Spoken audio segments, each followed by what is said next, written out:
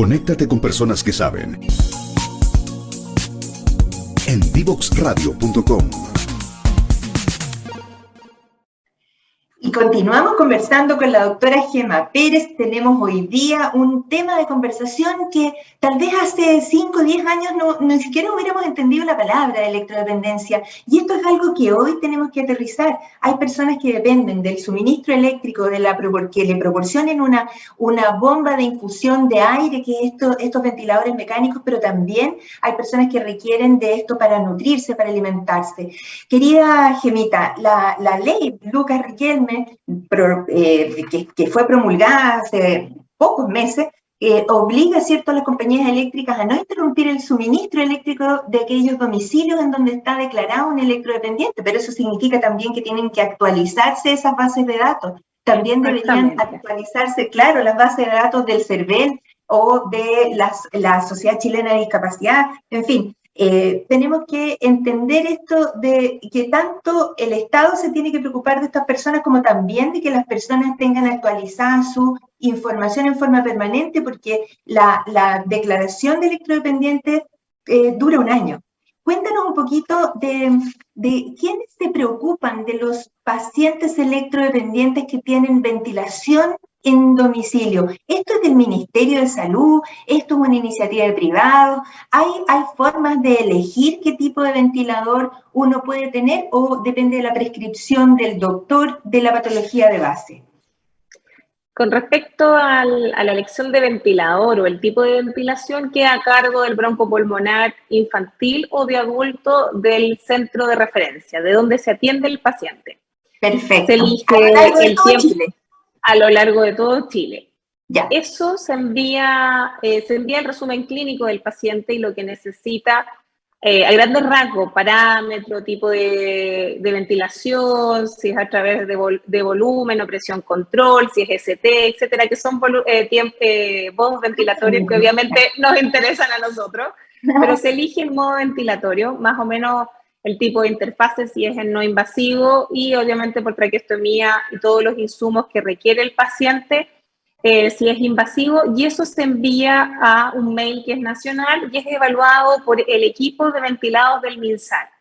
De hecho, el mail es muy simple, ventiladosminsal@minsal.cl. Entonces es muy fácil de administrar y uno envía el resumen, que tampoco es que hay que tener un protocolo formal. Se estudia el caso y según la disponibilidad de los ventiladores y lo que uno dispuso es que eligen el ventilador más adecuado para el paciente. Y como decía, muchas veces no se tienen todos con batería, pero se trata de que así sea y se proporcionan los insumos mensualmente. La cánula para el paciente, las sondas de aspiración, el ambú cuando se tiene que recambiar. Y el servicio incluye de los ventilados invasivos una visita al mes del médico, 2 visitas al mes de enfermería y 2 visitas por semana del kinesiólogo respiratorio.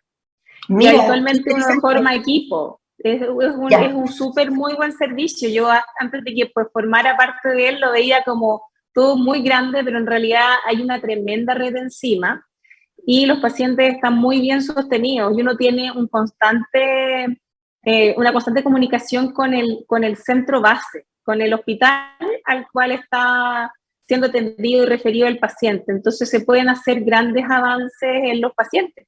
Y con respecto a la inscripción de la electrodependencia, la ley no es tan clara, así que lo cual es bueno en este caso para el paciente porque lo puede hacer su broncopulmonar tratante del hospital o el médico del programa de postrados del consultorio, o también otro broncopulmonar extra, pero lo ideal es que se haga en el hospital porque va siempre firmado por el director médico del centro y eso después se envía directamente, el paciente se hace cargo del trámite directo en las empresas de electricidad. Y eso efectivamente, como bien decía usted, es anual y se renueva anual. Es responsabilidad del paciente, sí, pero no lo hace. Claro, por supuesto. ¿Y a cuántas personas más o menos le llega este beneficio? Porque yo recuerdo perfectamente en la década de los 90 que esto partió como una cosa absolutamente experimental, la posibilidad de tener Primero yo fui testigo cuando llegaron los ventiladores no invasivos a este país, o sea que esto es como la historia.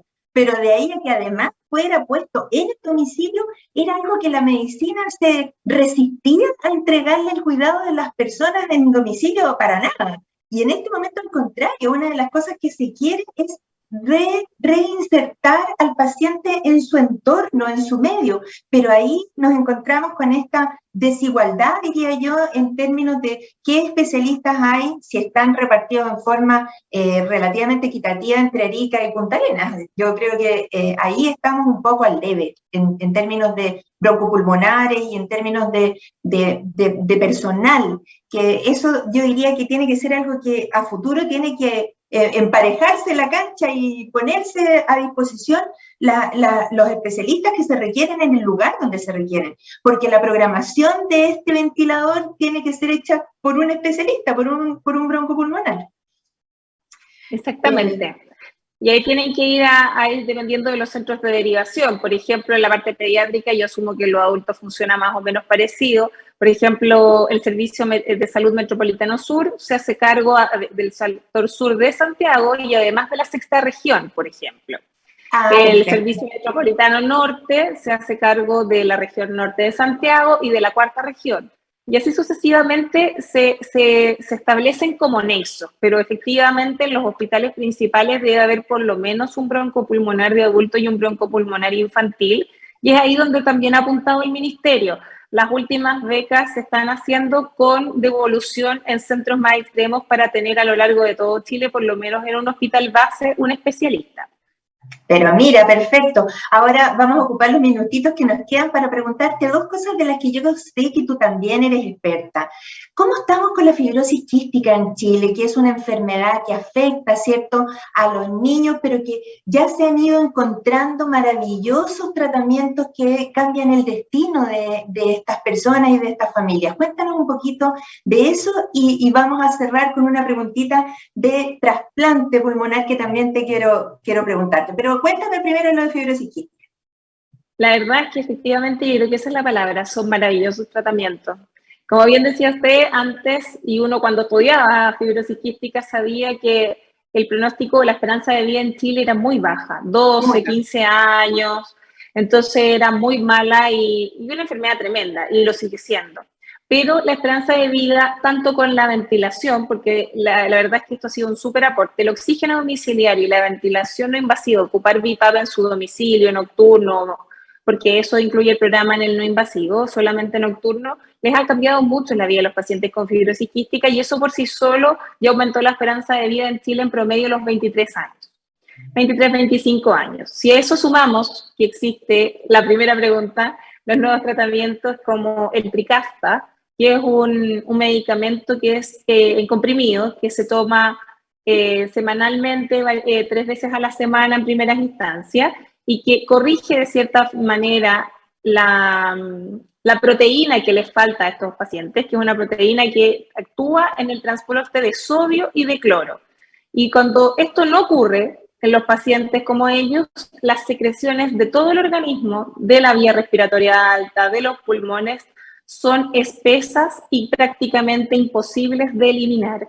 Es por eso que estos pacientes son dependientes 100% de quimioterapia respiratoria diaria, todos los días, toda su vida, de ciertas nebulizaciones o cosas que los ayudan a botar estas secreciones como la DNasa o el suero hipertónico para ayudarlo a ser más fluido, pero principalmente es la ventilación no invasiva lo que más ayuda y la kinesioterapia.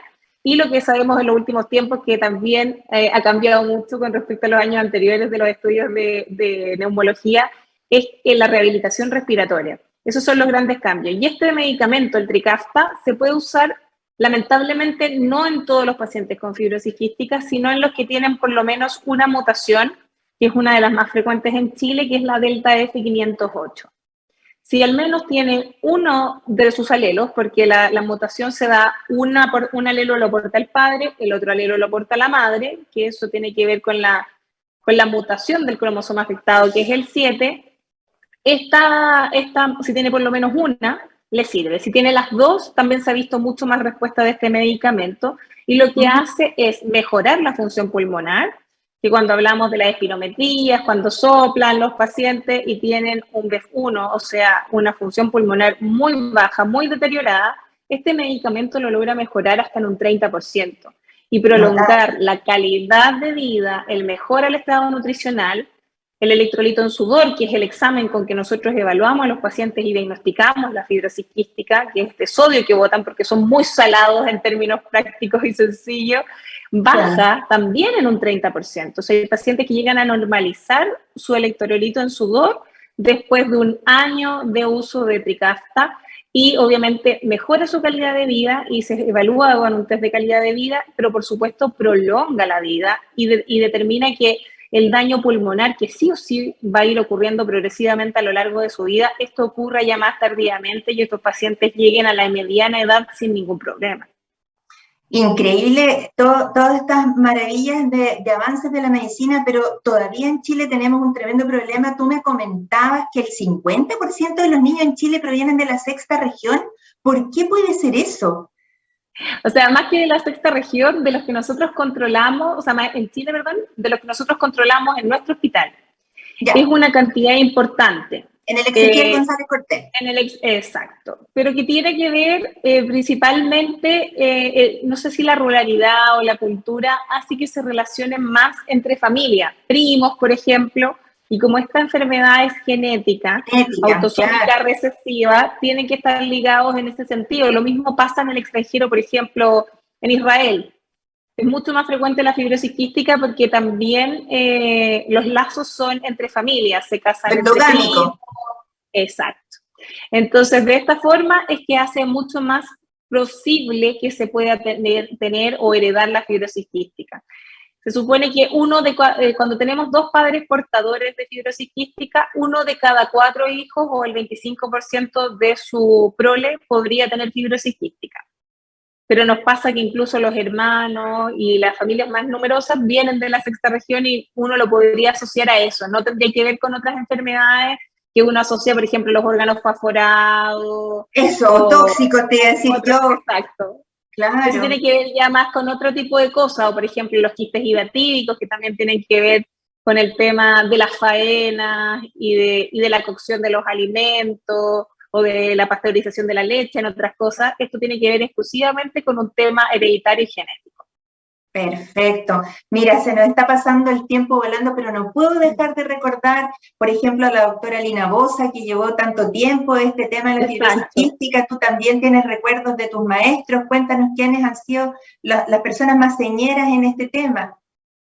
Sí, los principales luchadores, como digo yo, que nosotros tengamos a la fibrosis quística incluida en un GES, que exista una canasta GES cada vez más amplia, aunque todavía nos falta ampliar mucho más, por supuesto, y ojalá incluir este tipo de medicamentos en la GES o Ricay-Pesoto, que son los medicamentos de alto costo. Está, por supuesto, liderado por la doctora Bosa y toda esa generación, la verdad. Mi gran maestro, el doctor Ricardo Kogan, el doctor Philbaum, que ahora está trabajando en otro sector, pero sigue trabajando en fibrosis quística. Son imposibles de recordar, la doctora Astorga. Largo, en fin, hay mucha historia ahí en esto y que dependió, como tú, en este momento, de alguien que está enamorado de un tema, que lo levanta, que pelea por él. Así es que en nombre de todos estos pacientes ahora electrodependientes que tienen vías aéreas difíciles, que están asistidos en domicilio, agradecida de ti, querida Gemita, que nos has entregado estos minutos y no te alcancé a preguntar de trasplante. Va a ser para otro día. Vamos a ir. Claro. Claro. Gemita, un abrazo, un mensaje final que le quieras dar a nuestros auditores.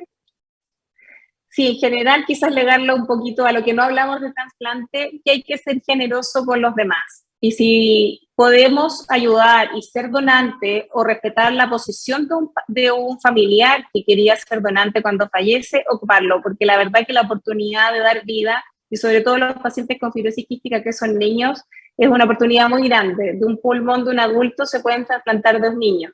Entonces, eso cambiaría mucho la vida de estos niños y, por supuesto, de sus familias.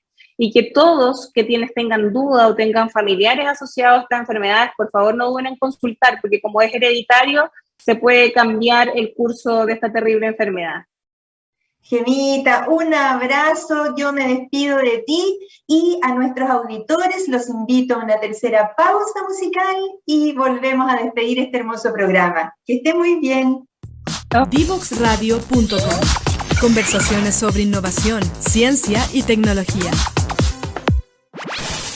Conoce toda nuestra programación en www.divoxradio.com.